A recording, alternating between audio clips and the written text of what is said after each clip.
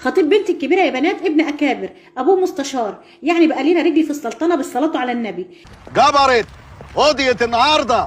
جاي الوقت يسمع الماتش، قلت بقى اقدم الاكل بطريقه شيك. عايز ارجع.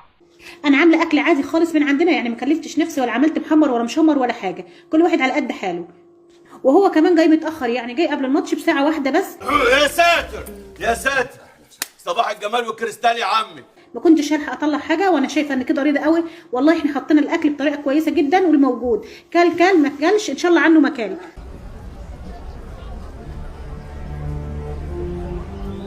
ده حتى على حظه الطين، جيت ادور على بطاطس احمرها مع الاكل ما لقيتش، جيت ادور على طماطم في التلاجة وخيار كده اعمل طبق سلطه برده ما لقيتش.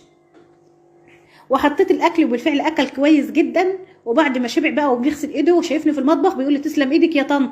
السندوتش اللي عملته لي فل خلاص، ليه طمها مبهدله بطني خالص. قلت له ربنا يخليك. قال لي الفاصوليا بتاعتك جميله جدا.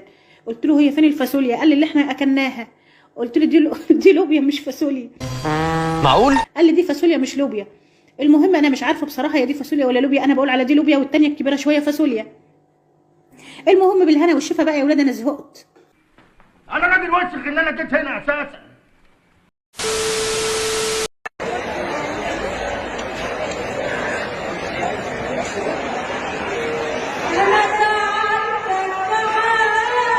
ايه ده؟ ايه اللي بيحصل ده؟ ايه يا ابني؟ ايه يا استاذ؟ ايه يا ابني اللي بتقوله ده؟ ايه اللي بتقوله ده؟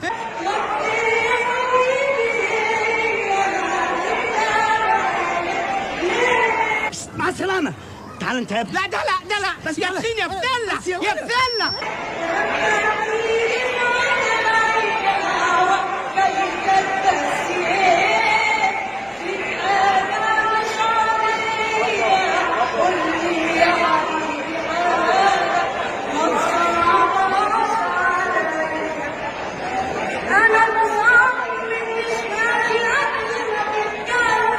يا عم انت مش عارفين ننام. اوعى تتحرك. خد يا زلمه.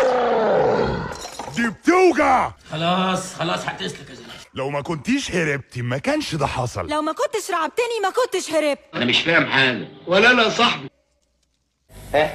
ما هو انتي ما كانش المفروض تروحي الجناح الغربي. ما هو انت المفروض تسيطر على غضبك. احترمي نفسك يا ولية، احترمي نفسك يا ولية. ما تتحركش، يمكن توجع شوية. تاني. خلاص؟ امال حضرتك فاكر ايه يعني؟ بالمناسبة شكرا على إنقاذ حياتي. العفو. يا جماعه دلوقتي يا جماعه في عربيه موزه قدامنا، هنجرب نقول لها عايزين موزه. بس يا جماعه يلا عايزين موزه.